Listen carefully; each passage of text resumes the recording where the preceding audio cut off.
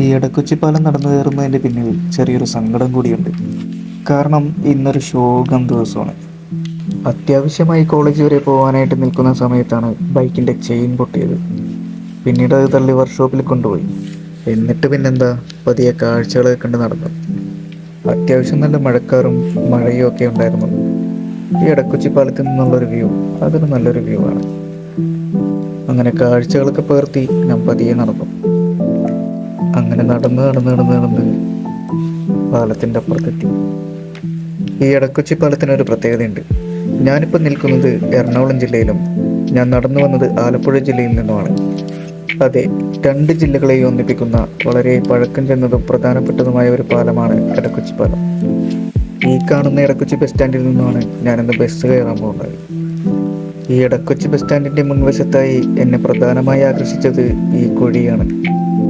വെള്ളക്കെട്ട് കൊണ്ട് കാണാൻ കഴിയില്ലെങ്കിലും അവിടെ വളരെ ആഴമുള്ളൊരു കുഴിയുണ്ട്. ഞാൻ ഈ വീഡിയോ എടുക്കുന്നതിന് തൊട്ട് മുമ്പ് തന്നെ ഒരു ഓട്ടോറിക്ഷയും പിന്നാലെ വന്നൊരു സ്കൂട്ടറും അപകടകരമായ കുഴിയിൽ വീഴുകയും ഭാഗ്യം കൊണ്ട് രക്ഷപ്പെടുകയും ചെയ്തു.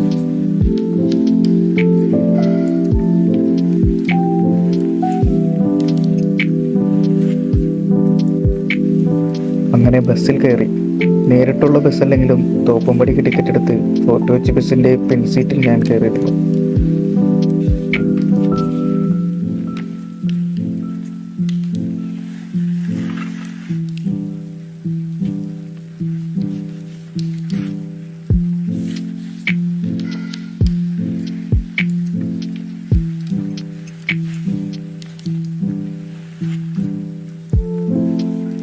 തോപ്പുംപടി എത്തുന്നതിന് മുമ്പ് തന്നെ നല്ല മഴയുണ്ടായിരുന്നു. അങ്ങനെ തോപ്പുംപടിയിൽ നിന്ന് മറ്റൊരു ബസ്സിൽ കയറി കോളേജിലേക്ക് ടിക്കറ്റ് എടുത്തു.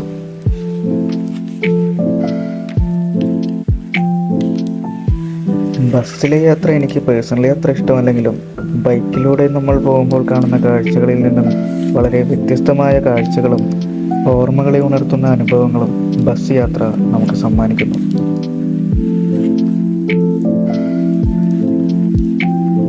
അങ്ങനെ കോളേജിൻ്റെ ബസ് സ്റ്റോപ്പിൽ ബസ് ഇറങ്ങി നടന്നു.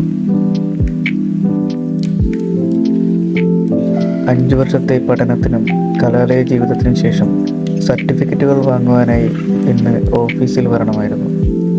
അങ്ങനെ നേരെ അകത്തോട്ട് കയറി ആവശ്യങ്ങളെല്ലാം കഴിഞ്ഞു.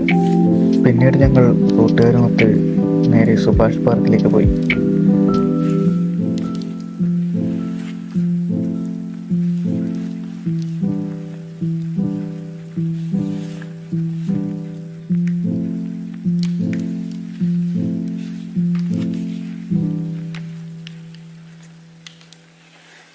തിരിച്ചു പോകാൻ നേരം നല്ല മഴയും ബസ്സിൽ നല്ല തിരക്കുള്ളതിനാൽ ബസ്സിലുള്ള യാത്ര ഞാൻ ഒഴിവാക്കി യൂബർ ബുക്ക് ചെയ്തു.